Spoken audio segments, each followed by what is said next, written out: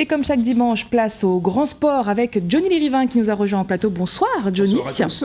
Le panel des trails pays s'élargit un peu plus avec le nouveau trail des cordistes. 22 km tracés entre la Redoute et le Colorado en passant près de la fameuse falaise de la montagne. En tout cas, la première édition a ratissé large et lancé en même temps le Challenge Air Running, le fil de la course, sur des images de David Dijoux. Le premier trail des cordistes est lancé avec près de 600 concurrents attirés par l'attirant tracé. Après un petit tour d'échauffement par le bas de la rivière, direction la montagne par les sentiers des rampes, Fabrice Mitridad y a ses habitudes, déjà leader de l'épreuve, suivi de Raphaël Huette et Cédric Sautron. Ces sous-bois marquent la première difficulté car ça monte sec. Victoria de Vouge pointe déjà, première féminine de la course devant Libéria Fontaine. Un peu plus haut, chemin de la Vigie, Mitridad, premier à sortir du bois. Un leader très encouragé, direction le sentier des cordistes, là où les trailers progressent vers la falaise, avec sensation garantie, notamment pour une certaine Victoria de Vouge. Assez vertigineux et fallait faire très attention. Donc là, j'ai laissé filer les garçons. Et après, la montée sur la route, c'était assez difficile, mais pour moi, j'ai pu remonter mes places de perdu. Chemin Moulin-Cader, à la mi-course, Mitridad n'est plus seul leader. Le cycliste Arthur Vatel lui colle au basket. Juste le temps de se rafraîchir, c'est Vatel qui repart en premier. Ça va encore monter jusqu'au Colorado, là où Vatel est seul leader du trail, avant de caler un peu plus bas. Je suis passé devant au sommet, j'ai essayé d'attaquer en premier, mais j'ai eu un gros point de côté, ça a tout stoppé. Il est revenu sur moi. Et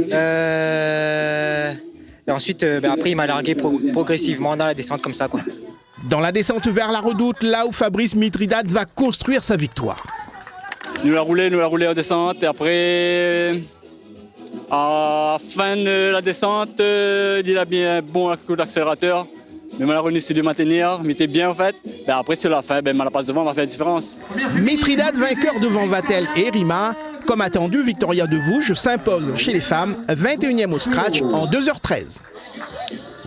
Et le trail passionne aussi les plus jeunes et on l'a vu hier au Colorado, Johnny. Avec plus de 500 marmailles de 7 à 18 ans venus participer à la première grande compétition de trail pour des jeunes sur des parcours allant de 750 mètres pour les tout petits jusqu'à 4 km pour les catégories au-dessus, le tout orchestré par le club d'athlétisme de la montagne. Les meilleurs instants sur des images de David Dijoux. Les prairies du Colorado transformées en terrain de trail, mais du trail pour jeunes de 7 à 18 ans. Chacun a dû adapter ses appuis au terrain tantôt poussiéreux, gazonné ou bétonné, gérer les efforts en montée comme en descente. Pas simple pour une première compétition de trail, mais Clément, le triathlète, a su trouver le bon dosage pour s'imposer chez les 10-11 ans. J'aime bien la descente parce que on peut aller vite et tout ça, et surtout faut bien regarder où tu mets tes appuis parce que sinon tu peux juste trébucher et puis tu te casses la cheville ou quelque chose comme ça. La passion du trail chez les jeunes, à l'évidence, est en train de bien prendre. Des catégories éveil au cadet junior en passant par les poussines ici. Il et elle ont tous mis du cœur à l'ouvrage, surmonter les obstacles naturels pour finir en beauté à l'image d'Anaïs. À un moment, il y avait des marches et j'ai juste marché un petit peu, mais après je me suis relancée et j'ai beaucoup aimé et j'adore le trail. Un amour de trail cultivé au fil des séances d'apprentissage au club d'athlétisme de la montagne notamment, qui fait tout pour intéresser les jeunes des Hauts à la spécialité. Le trail, j'aime beaucoup les trails parce que ce sont des courses, mais parfois quand je cours ou que je saute, j'ai un point de côté. Mais tu aimes sinon? Oui. Qu'est-ce que tu aimes dans le trail, toi? Les sentiers, c'est bien parce qu'il y a la boue et j'adore la boue. Et ça donne faim, on dirait après. Hein? Oui.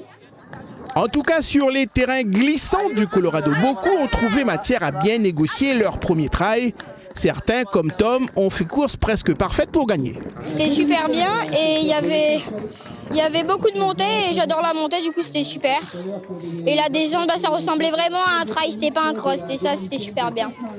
Ils sont absolument heureux de venir nous voir et de courir. Les parents aussi, parce que du coup ils font pareil.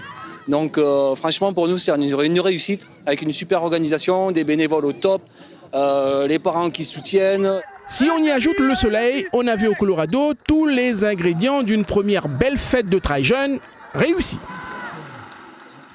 On parle à présent de ballon ovale. Le rugby se pratique aussi à 5 et sans plaquage. Sans plaquage, avec beaucoup moins de contact. Donc c'est du rugby au toucher de main, joué à la fois par des hommes et des femmes, certes qui n'ont plus leurs jambes de 20 ans, mais qui s'amusent comme des petits fous.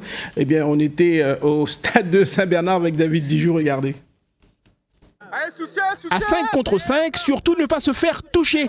Car ici, toucher, c'est stopper, mais il faut savoir enchaîner. Bref, c'est un jeu d'évitement qui est privilégié et dans les faits, ça doit relancer à tout va en suivant les règles. En fait, le ballon ne doit pas toucher par terre, toujours vers l'arrière, comme le rugby classique, pas de plaquage. C'est toucher à deux mains. Une fois qu'on est touché, on pose le ballon par terre et le coéquipier relance le ballon.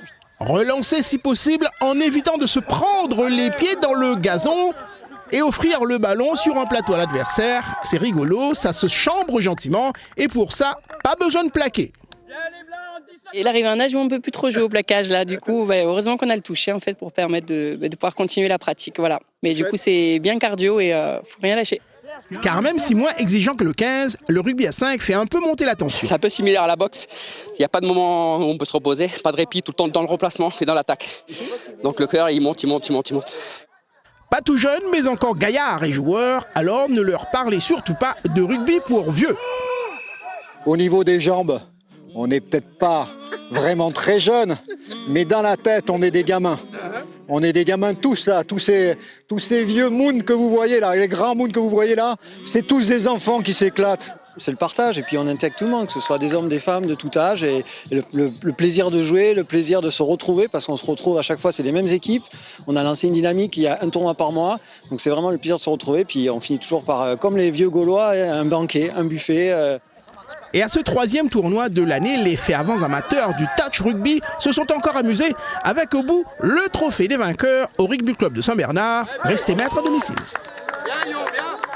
On reste sur les terrains, mais cette fois-ci de football, et l'Excelsior qui continue son parcours sans faute. On parle de Régional 1, bien sûr, Johnny. Oui. 3 matchs, 3 victoires pour les Tangos de Saint-Joseph. Une semaine après avoir étrillé la Capricorne, regardez, les joueurs de l'Excelsior se sont imposés 3-0 sur le terrain de Sainte-Marie grâce à cet homme, Angelo, l'homme du match, l'attaquant malgache, auteur d'un joli triplé lors de ce match. Encore une belle démonstration d'efficacité de l'Excelsior. L'équipe forte de ce début de championnat. Score final 3-0.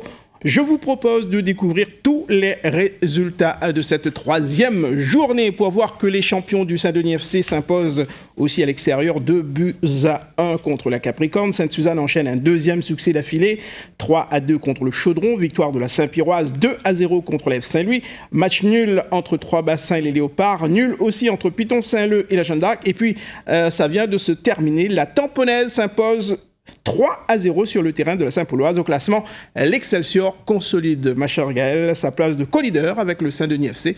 3 matchs, 3 victoires et 12 points pour les deux équipes.